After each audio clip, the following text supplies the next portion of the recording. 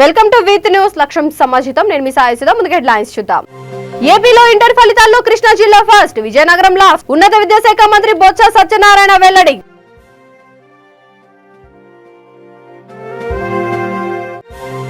ఛత్తీస్గఢ్ లో మావోయిస్టుల ఘాతుకం, మందుపాతర పేలుడు, 10 మంది పోలీసుల మృతి.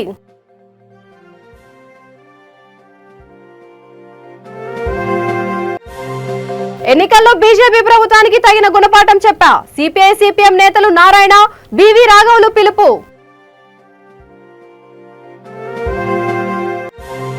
క్రికెట్ బెట్టింగ్లకు పాల్పడుతున్న 9 మంది అరెస్ట్, 1,12,00,000 నగదు, 2 కార్లు, 14 సెల్ ఫోన్లు స్వాధీనం. ఇక డీటెయిల్స్ చూస్తే, ఆంధ్రప్రదేశ్ ఇంటర్ ఫలితాలను విద్యాశాఖ మంత్రి బొత్స సత్యనారాయణ విజయవాడలో విడుదల చేశారు. మార్చి 15 నుంచి ఏప్రిల్ 4 వరకు నిర్వహించిన ఇంటర్ ప్రథమ ద్వితీయ సంవత్సరం పరీక్షలకు సంబంధించిన ఫలితాలను ప్రకటించారు. ఫలితాల్లో బాలికలే పైచేయి సాధించినట్టు తెలిపారు. ఇంటర్ ఫస్ట్ ఇయర్ లో 4,33,275 మంది విద్యార్థులు పరీక్షకు హాజరు కాగా 2,66,326 మంది ఉత్తీర్ణులయ్యారు. వీరిలో బాలికలు 65%, బాలురు 58% ఉన్నట్టు చెప్పారు. ద్వితీయ సంవత్సరం పరీక్షలకు 3,79,750 మంది విద్యార్థులు హాజరు కాగా 2,72,001 మంది ఉత్తీర్ణత సాధించారు. వీరిలో బాలికలు 75%, బాలురు 58 మంది ఉన్నట్టు వెల్లడించారు. ఇంటర్ ఫస్ట్ ఇయర్ ఫలితాల్లో 75% ఉత్తీర్ణతతో కృష్ణా జిల్లా ప్రథమ స్థానంలో ఉండగా 70% ఉత్తీర్ణతతో గుంటూరు, 68% ఉత్తీర్ణతతో పశ్చిమ గోదావరి ద్వితీయ, తృతీయ స్థానాల్లో నిలిచాయి. ఇంటర్ సెకండ్ ఇయర్ లో 83% ఉత్తీర్ణతతో కృష్ణా మొదటి స్థానంలో నిలవగా 78% ఉత్తీర్ణతతో గుంటూరు రెండో స్థానం, 77% ఉత్తీర్ణతతో పశ్చిమ గోదావరి తృతీయ స్థానంలో నిలిచాయని తెలిపారు. ఫలితాల్లో తమ సొంత జిల్లా విజయనగరం చివరి స్థానంలో ఉండడంపై స్పందించారు. లోపాలను గుర్తించి మెరుగైన ఫలితాలు సాధించేందుకు కృషి చేస్తామని అన్నారు.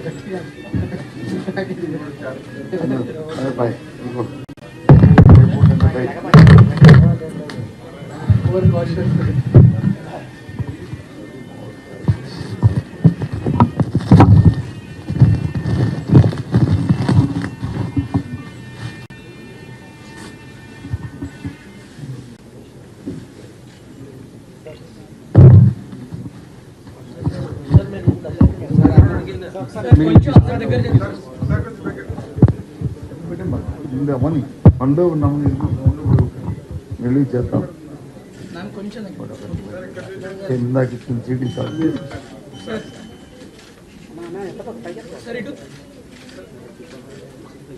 ఓకే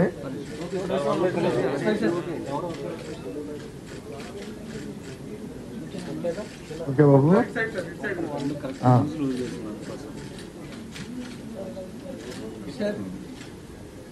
ఓకే ల్యాప్టాప్ తీసుకో.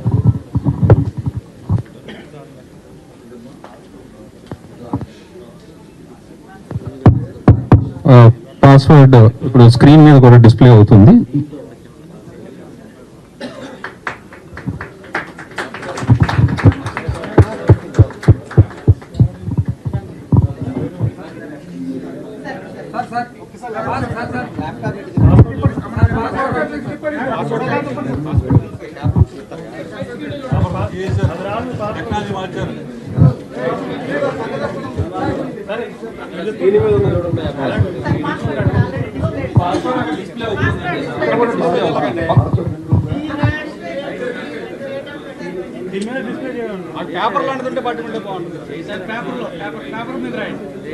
ఏమి ఫ్యాబ్రికేట్ చేసినవి కాదు, ఇవేమి ఫెయిల్స్ ఏమి ఎవరి ఏమి పెట్టినవి కాదు.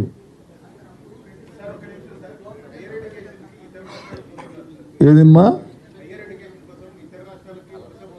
హైయర్ ఎడ్యుకేషన్ ఎందుకు వెళ్ళిపోతున్నారు? కారణం ఇక్కడ కాదు, ఇక్కడ లేదా? ఎవరన్నారు ఇక్కడ లేదని? హైయర్ ఎడ్యుకేషన్లో ఎన్నో రిఫార్మ్స్ తీసుకొచ్చాం. ఎక్కడ లేని విధంగా, దేశంలో ఎక్కడ లేని విధంగా ఇక్కడ వచ్చి సర్టిఫికేట్ కోర్సుకు పెట్టి వారికి పెడుతున్నాం. మైక్రోసాఫ్ట్ లాంటి సంస్థతో మనం వచ్చి ఎంఏ చేసుకున్నాం. ఏదమ్మా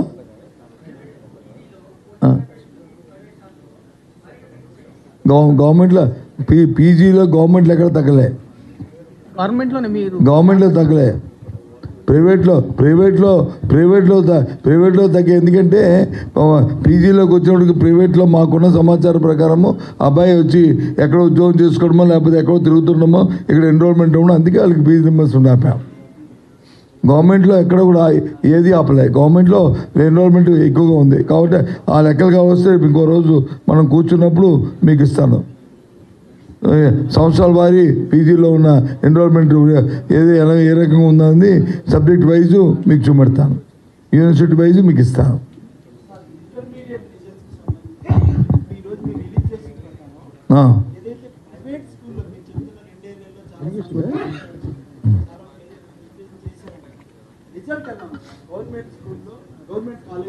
ఇంటర్మీడియట్ రిజల్ట్ వరకు ఏవైతే మా రెసిడెన్స్ స్కూల్ ఉన్నాయో, మా residence school private residence school కంటే ఎక్కువ ఉన్నాయి. మా రెసిడెన్స్ స్కూల్స్ ఏవైతే ఉన్నాయో, మా కేజీబీ కానీ లేదు మా మా మా మా గవర్నమెంట్ రెసిడెన్స్ స్కూల్లో కానీ చదువుతున్న ఎవరైతే 12th క్లాస్ పిల్లలు ఉన్నారో దాంట్లో ప్రైవేట్ స్కూల్స్ కంటే ఎక్కువ ఉన్నాయి, ప్రైవేట్ కాలేజీల కంటే ఎక్కువ ఉన్నాయి, ప్రైవేటు రెసిడెన్స్ ఉన్నాయి. ప్రైవేట్ కాలేజీల కంటే మా గవర్నమెంట్ కాలేజీలో తక్కువ ఉంది, అది వాస్తవం. దాన్ని ఇంకా వచ్చే సంవత్సరం దాన్ని ఇంప్రూవ్ చేయడానికి మేము ట్రై చేస్తాం.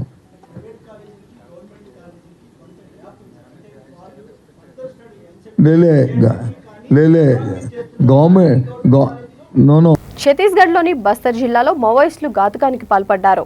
దంతేవాడలో పోలీసుల వాహనాన్ని లక్ష్యంగా చేసుకుని మందుపాతరతో పేలుడు జరిపారు. ఈ ఘటనలో 10 మంది పోలీసులు, డ్రైవర్ ప్రాణాలు కోల్పోయారు. దంతేవాడ అడవుల్లో మావోయిస్టులు నక్కినట్లు నిఘా వర్గాల నుంచి సమాచారం రావడంతో డిస్టిక్ రిజర్వ్ గార్డ్ ప్రత్యేక యాంటీ నక్సలైట్ ఆపరేషన్ చేపట్టారు. ఆ ఆపరేషన్ ముగించుకొని మినీ వ్యాన్లో తిరిగి వస్తుండగా మావోయిస్టులు ఈఐడితో దాడి చేసి వ్యాన్ను పేల్చేశారు. ఈ ఘటనలో 10 మంది పోలీసులు, వ్యాన్ డ్రైవర్ అక్కడికక్కడే మృతి చెందారు. మరికొందరు గాయపడ్డారు. క్షతగాతుల్లో కొందరి పరిస్థితి విషమంగా ఉంది. మృతుల సంఖ్య మరింత పెరిగే అవకాశం ఉన్నట్లు తెలుస్తోంది. ఘటన నేపథ్యంలో ఛత్తీస్గఢ్ ఐజీ అత్యవసర సమావేశం ఏర్పాటు చేశారు. కాగా భద్రతా బలగాలపై దాడులు చేస్తామని నక్సల్స్ పేరుతో గత వారం పోలీసులకు ఓ బెదిరింపు లేఖ వచ్చింది. దానిపై పోలీసులు దర్యాప్తు చేస్తున్నారు. ఈలోపే ఈ దుర్ఘటన చోటు చేసుకోవడం గమనార్హం.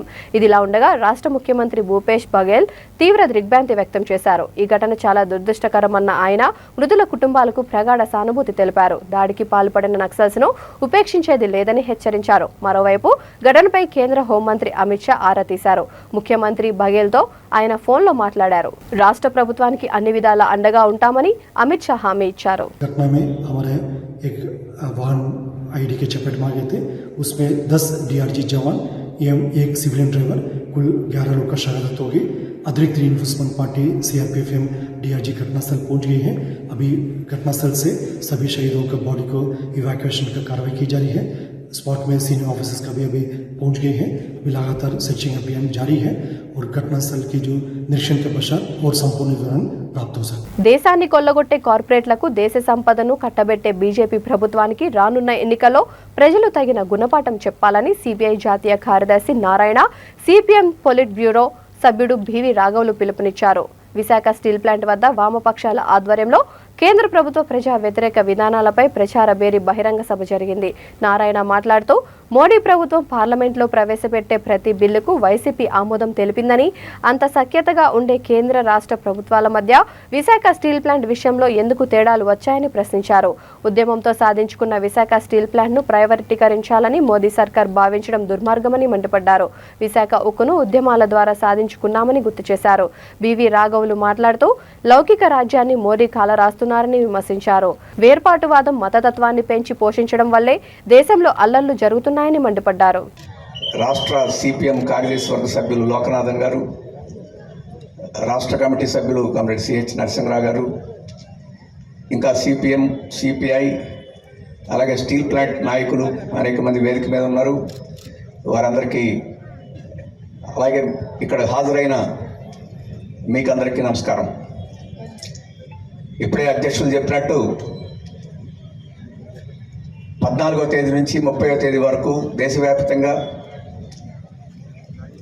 సిపిఐ సిపిఎంలు కేంద్రంలో అధికారంలో ఉన్న బీజేపీ మోడీ ప్రభుత్వం యొక్క విధానాల గురించి ప్రజల్లో ప్రచారం చేయాలని నిర్ణయించినాయి. ఆ కార్యక్రమాలు కొనసాగుతోంది. ఇక్కడ ఆంధ్రప్రదేశ్లో మా పొయ్యి మాత్రం డిమాండ్ బాగా పెరిగిపోయాడు.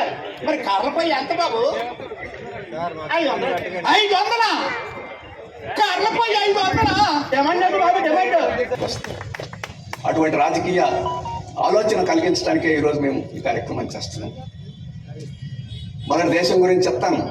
ఎందుకని ఈరోజు బీజేపీ దేశం నుంచి వాళ్ళు కూడా దేశంలో పౌరులు కాబట్టి దేశం నుంచి వెళ్ళగొట్టద్దు, కానీ ఈ దేశంలో అధికారంలోకి మళ్ళీ భవిష్యత్తులో వచ్చేదానికి అవకాశం లేకుండా చేయాలి. ఎందుకని డాక్టర్ బాబాసాహెబ్ అంబేద్కర్ పుట్టినరోజైన 14న ఎందుకు ప్రారంభించామో తెలుసా? ఈరోజు భారతదేశంలో ఒక రాజ్యాంగం ఉంది. ఆ రాజ్యాంగంలో మౌలిక విషయాలు చొప్పించడంలో డాక్టర్ బాబాసాహెబ్ అంబేద్కర్ ఒక ప్రధానమైన పాత్ర నిర్వహించారు. ఆ బాబాసాహెబ్ అంబేద్కర్కి అందరూ చేయకొడుతున్నారు. మోడీ గారు కూడా చేయకొడుతున్నాడు. ముంబైలో 450 అడుగుల ఎత్తు విగ్రహం ఏర్పాటు చేస్తాడట. దానికి శంకుస్థాపన చేశాడు అంబేద్కర్ గురించి. ఇక్కడ పక్కన కేసీఆర్ గారు 125 అడుగుల ఎత్తు విగ్రహాన్ని ఆల్రెడీ ప్రారంభించేశారు. అది 125 అడుగులు, నేను 225 అడుగుల ఎత్తు విగ్రహం అంటే పునాదితోడు కలిపి చేస్తానని చెప్పేసి ఇప్పుడు జగన్ గారు విజయవాడలో ఒక విగ్రహాన్ని కడుతున్నారు. కాళ్ళ దాకా వచ్చింది అది. అందుకని అందరూ అంబేద్కర్ గురించి మాట్లాడుతున్నారు. మోడీ గారి నుంచి, జగన్ గారి నుంచి, కేసీఆర్ గారి నుంచి, చంద్రబాబు గురించి అందరూ ఈ ప్రభుత్వాన్ని గద్దెదించకపోతే దేశ భవిష్యత్తు అంధకారం అయిపోతుంది. దేశంలో ప్రజాస్వామిక వ్యవస్థ ఏమైపోద్దో అని చెప్పేసి మనం ఆందోళన చెందే పరిస్థితి. అందుకే 2024 ఎన్నికలు మామూలు ఎన్నికలు కాదు, సాధారణ ఎన్నికలు కాదు. 1947లో స్వాతంత్రం వచ్చి అనేక ఎన్నికలు చూసాం. ఇప్పటికి ఈ 75 సంవత్సరాల్లో మధ్యలో 76లో 76లో ఎమర్జెన్సీని కూడా చూసాం. ఆ ఎమర్జెన్సీ చాలా ఘోరమైన ప్రమాదకరమైన పరిస్థితి ఆ రోజు అనుకున్నాం. కానీ 2024లో మళ్ళీ బీజేపీ గెలిస్తే, మోడీ మళ్ళీ అధికారానికి వస్తే, ఆర్ఎస్ఎస్ పరిపాలన ఇప్పటిలాగా కొనసాగితే ఈ దేశం మళ్ళీ తిరిగి రాని ప్రమాదకరమైన పరిస్థితిలోకి పోద్దని చెప్పేసి మనం గమనించాలి. అందుకని ఈ ప్రాధాన్యత ప్రజలకు చెప్పాలని చెప్పేసి ఈ కార్యక్రమాన్ని మేము నిర్వహిస్తున్నాం. ఈరోజు స్టీల్ ప్లాంట్ ఉంది. దీన్ని ప్రైవేటీకరించాలని చెప్పేసి కేంద్ర ప్రభుత్వం నిర్ణయించి అటువైపుకు అడుగులు వేయాలని ప్రయత్నం చేసింది. దాదాపు 804 రోజుల నుంచి స్టీల్ ప్లాంట్ ప్రైవేటీకరించనివ్వం, మేము అడ్డుకుంటామని చెప్పేసి స్టీల్ ప్లాంట్ కార్మిక వర్గం, ఆంధ్రప్రదేశ్ ప్రజానీకం ఈరోజు ఆందోళన ఉద్యమం చేస్తుంది. ఈ ఉద్యమం ఫలితంగా ఈ 800 రోజుల్లో అనేక రకాల ప్రయత్నాలు చేస్తున్నారు. సముద్రపు ఎర్ర బావుట దిక్కులు పెరిగింది, దిక్కున సామిక శక్తి పిడికెలెత్తి నినదించింది, దిక్కున సామిక శక్తి పిడికెలెత్తి నినదించింది. ఉడికే నెత్తుడి నరాలు తీసి ఉప్పు గదాలుగా చేసి ఉద్యోగులారా, కార్మికులారా, శ్రామిక శక్తులారా, save the public sector, save the public sector, save the public sector, save the public sector. Nalgonda జిల్లా మిర్యాలగూడ సాయిదత్త అపార్ట్మెంట్లో ఐపీఎల్ క్రికెట్ బెట్టింగ్లకు పాల్పడుతున్న 9 మంది వ్యక్తులను వన్ టౌన్ పోలీసులు అరెస్ట్ చేసినట్టు జిల్లా ఎస్పీ కె అపూర్వారావు తెలిపారు. వారి నుంచి 1,12,00,000 రూపాయల నగదు, 2 కార్లు, 14 సెల్ ఫోన్లు స్వాధీనం చేసుకున్నామని మీడియా సమావేశంలో తెలిపారు. 3 సంవత్సరాలుగా రాజేష్ అనే వ్యక్తి టెలిగ్రామ్ యాప్ ద్వారా యాక్సెస్ తీసుకున్న లింక్ ద్వారా బెట్టింగ్ కి పాల్పడుతున్నట్లు తెలిపారు. చట్ట వ్యతిరేక కార్యకలాపాలకు పాల్పడితే కఠిన చర్యలు తప్పవని హెచ్చరించారు. ఈ కేసును డీఎస్పీ వెంకటగిరి పర్యవేక్షణలో Miryalaguda one town CI Raghavender, SI Shiva Teja, SI Kattangur Vijay Kumar, Miryalaguda 2 town SI Venkateswarlu తదితరులు ఆమెను అభినందించారు.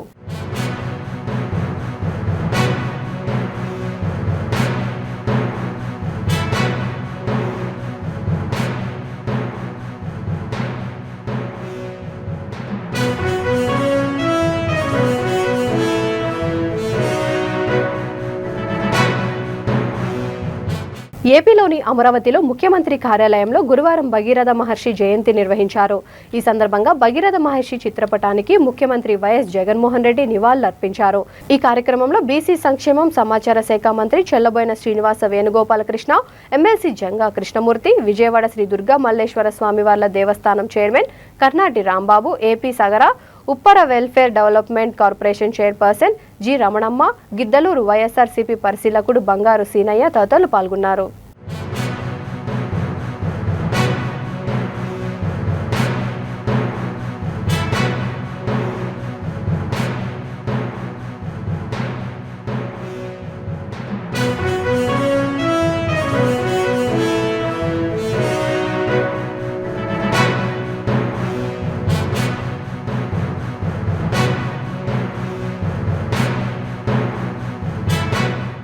ఆదిలాబాద్ జిల్లా బోధ్ మండలం కన్గుట్ట గ్రామ మొక్కజొన్న రైతులు వినూత్న రీతిలో నిరసనకు దిగారు. గ్రామ పంచాయతీకి తాళం వేసుకుని స్వీయ నిర్బంధంలో ఉండిపోయారు. బుధవారం అర్ధరాత్రి నుండి రైతులు నిరసన వ్యక్తం చేస్తున్నారు. కలెక్టర్ కార్యాలయం ఎదుట ధర్నా చేపట్టిన సమయంలో 2 రోజులలో కొనుగోలు చేస్తామని అధికారులు రైతులకు హామీ ఇచ్చారు. అకాల వర్షాలతో పంటలు సైతం నేలమట్టం కావడంతో అపార నష్టం జరిగిందని రైతులు వాపోతున్నారు. పంటలను ప్రభుత్వం మద్దతు ధరకు కొనుగోలు చేయాలని డిమాండ్ చేశారు.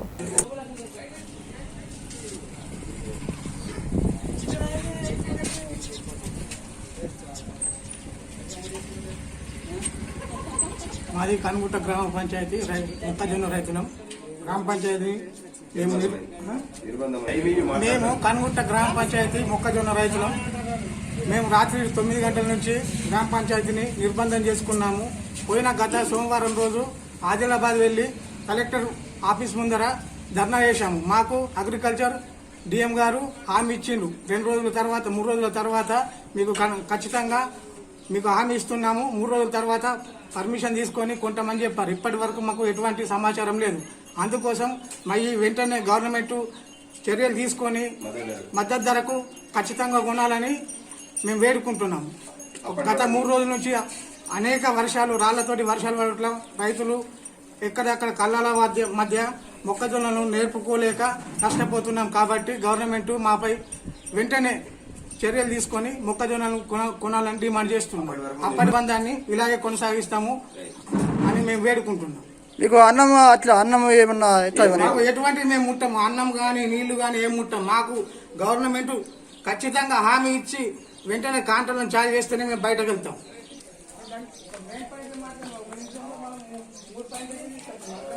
కొమురంభీం జిల్లా కాగజ్ నగర్ మండలం ప్రాచీన్ ఈస్గాం శివమల్లన్న ఆలయంలో మాంసాహార విందు నిర్వహించిన సిర్పూర్ ఎమ్మెల్యే కోనేరు కోనప్ప బహిరంగ క్షమాపణ చెప్పాలని సిర్పూర్ నియోజకవర్గ బీజేపీ నాయకుడు డాక్టర్ పాల్వాయి హరీష్ బాబు డిమాండ్ చేశారు. శివమల్లన్న దేవస్థానాన్ని భాజపా నాయకుల బృందం సందర్శించారు. ఈ సందర్భంగా ఆయన మాట్లాడుతూ 1000 ఏళ్ల చరిత్ర గల ప్రాచీన శివమల్లన్న దేవస్థానాన్ని రాజకీయ అవసరాల కోసం ఎమ్మెల్యే వాడుకోవడం దారుణమని అన్నారు. బీఆర్ఎస్ ఆత్మీయ సమ్మేళనం ఆలయ ప్రాంగణంలోనే నిర్వహించి కార్యకర్తలకు మాంసాహారాన్ని వడ్డించడం భక్తుల మనోభావాలను దెబ్బతీయడమేనని దుయ్యపట్టారు. ఇప్పటి వరకు ఈ ఆలయ ప్రాంగణంలో మాంసాహారాన్ని వడ్డించిన దాఖలాలు లేవని అన్నారు.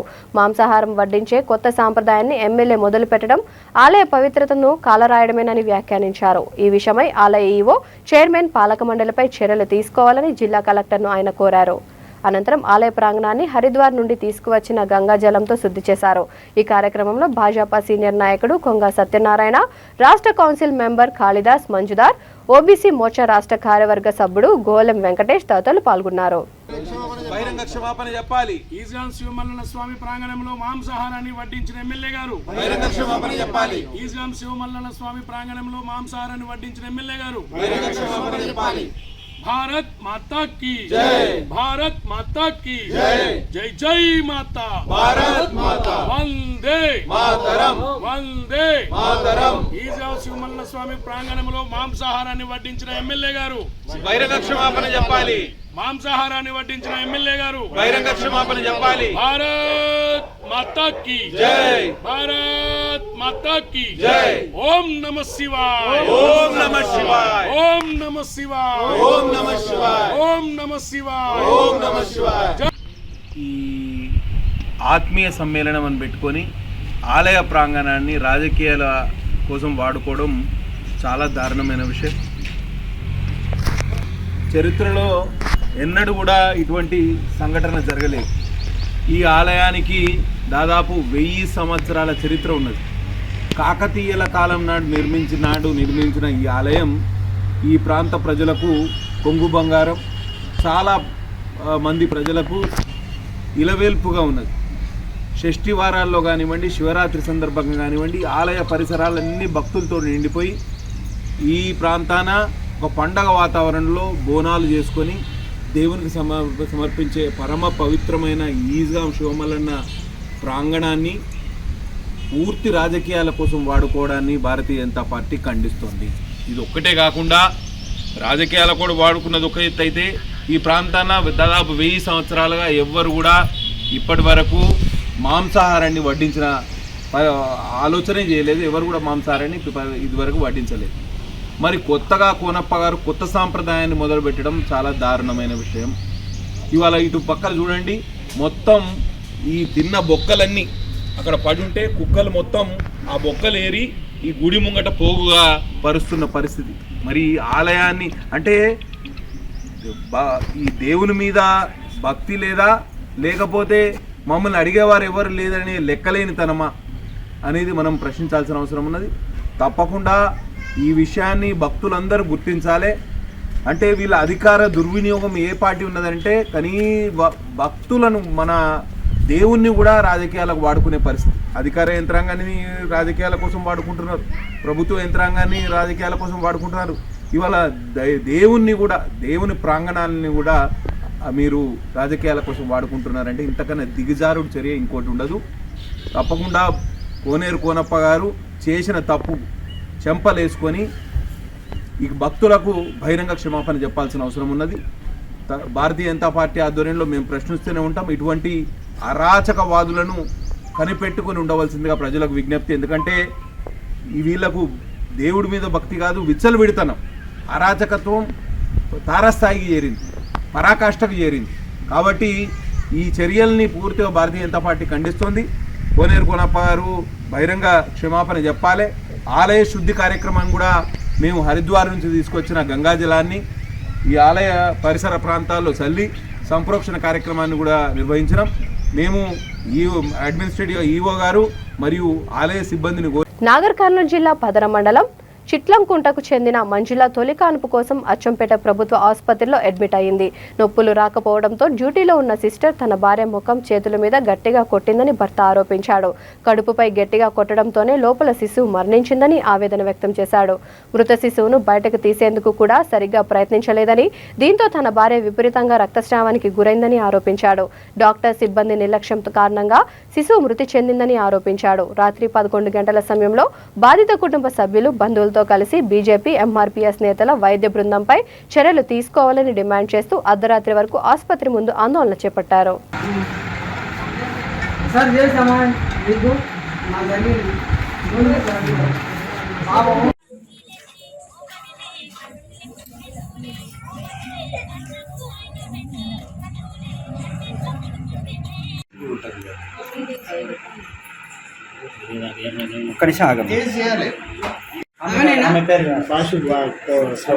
ఆమె పేరు Sravanthi.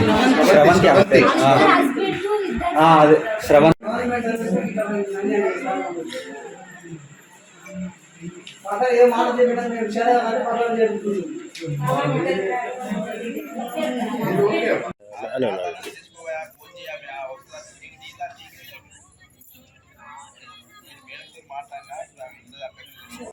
Number 2 point. And more over వచ్చేసి పాప ఎప్పుడైతే బయటకు వెళ్ళిందో వెళ్ళాక కాన్షియస్ వెళ్ళింది పాప. డాక్టర్ ఫుల్ టైం లేదు. దీని గురించి కంప్లీట్ మాకు వివరణ కావాలి. ఎందుకంటే ఇంకోటి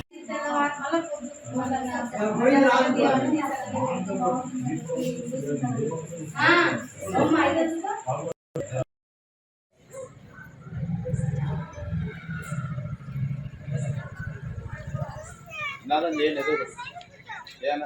ఏదో నిర్లక్ష్య వైఖరి, డాక్టర్ల నిర్లక్ష్య వైఖరి. We want justice. We want justice. Suspend చేయాలి డాక్టర్లను వెంటనే. సస్పెండ్ చేయాలి డాక్టర్లను వెంటనే. డాక్టర్ల నిర్లక్ష్య వైఖరి స్పందించాలి అధికారులు వెంటనే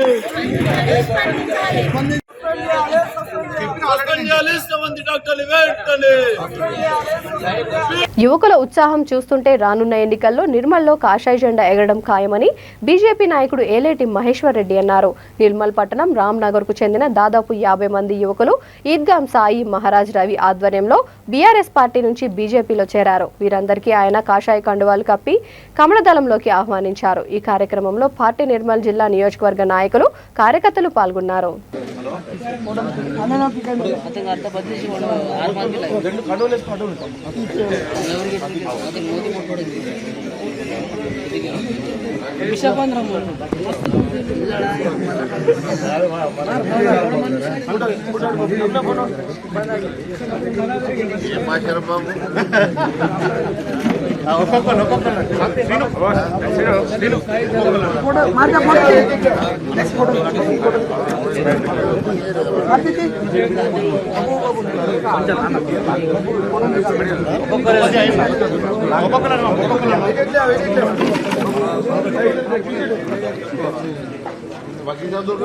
రాబోయే ఎన్నికల్లో నియంత కేసీఆర్ పాలన నుండి తెలంగాణ విముక్తి పొందుతుందని నిర్మల్ జిల్లా ముదోల్ నియోజకవర్గ బీజేపీ నాయకుడు రామారావు పటేల్ అన్నారు. కుంటాల మండల కేంద్రంలో మండల స్థాయి విస్తృత కార్యకర్తల సమావేశంకి ముందు భారతమాత ఫోటోకి పూలమాలలు వేసి జ్యోతి ప్రజ్వలన చేశారు. ఈ సందర్భంగా ఆయన మాట్లాడుతూ ముదోల్లో కాషాయ జెండా ఎగరడం ఖాయమని జోస్యం చెప్పారు. బూత్ స్థాయిలోని ప్రతి కార్యకర్త కేంద్ర ప్రభుత్వ పథకాలను ఇంటింటికి ప్రచారం చేయాలని, పార్టీ కోసం ప్రత్యేక సమయాన్ని కేటాయించి బలోపేతం చేయాలని కోరారు. కుంటాల మండలంలోని వివిధ గ్రామాల నుండి వచ్చిన దాదాపు 200 మంది కాంగ్రెస్ కార్యకర్తలకు కండువాలు కప్పి బీజేపీలోకి ఆహ్వానించారు.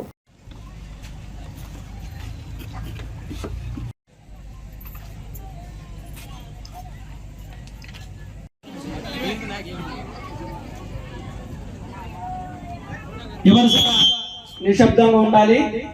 అభిమానులకు బీజేపీ కార్యకర్తలందరికీ నేను శిరస్సు వంచి నమస్కారం తెలియజేస్తున్నాను.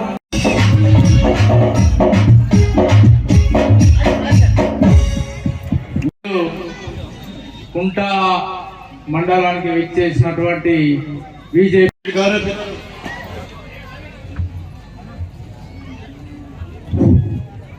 రాయిస్తారు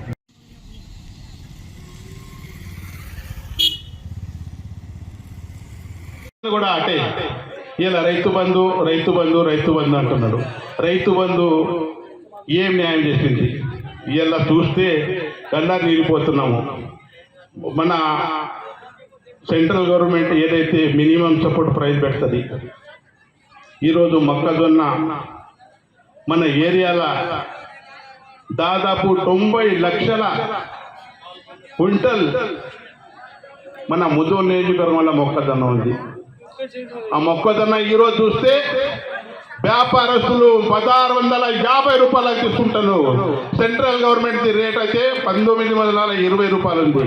అంటే దోసుకున్న వ్యాపారస్తులకు వీళ్ళు గుమ్మకాయ వాళ్ళ మన గవర్నమెంట్ పర్చేజ్ బంద్ చేసేసి మా గోదాములు లేవు, అవి లేవు, ఇవి లేవు అంటే మోసం చేసే ప్రభుత్వం అంటే కేసీఆర్ ప్రభుత్వం తెలియజేస్తున్నాము. మేము ఎన్నో మాటలు డిమాండ్ చేస్తున్నాము. మొక్కజొన్న కనుండ్రి రైతు ఏదైతే వడగాల వానతో నష్టమైంది వాళ్లకు ఆదుకోండి అని అంటే కూడా ఇలా ఆదుకోనలేడని మీకు సభాముఖంగా తెలియజేస్తున్నాను. ఖచ్చితంగా నువ్వు గిట్ట మొక్కజొన్న తీసుకోకుంటే మేము సత్యాగ్రహం చేసి నిర్మల్ టౌన్ కలెక్టర్ ఆఫీస్ ముంగట కూర్చుంటే మొక్కజొన్న కొనడానికి మేము ప్రయత్నం చేస్తామని తెలియజేస్తూ, అదే విధంగా సమయం బాగా తక్కువైపోయి మాట్లాడాలని ఎక్కువ అనుకుంటున్నాను కానీ టైం బాగా తక్కువ ఉంది. యూత్లు ఏమంటారు? బులెటిన్ ముగించే ముందు హెడ్లైన్స్ మరొకసారి. ఏపీలో ఇంటర్ ఫలితాల్లో కృష్ణా జిల్లా ఫస్ట్, విజయనగరంలో ఉన్నత విద్యాశాఖ మంత్రి బొత్స సత్యనారాయణ వెల్లడి.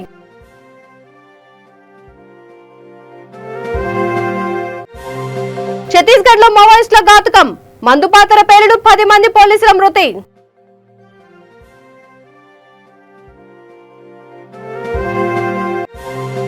ఎన్నికల్లో బీజేపీ ప్రభుత్వానికి తగిన గుణపాఠం చెప్పా సిపిఐ సిపిఎం నేతలు నారాయణ, బివి రాఘవులు పిలుపు.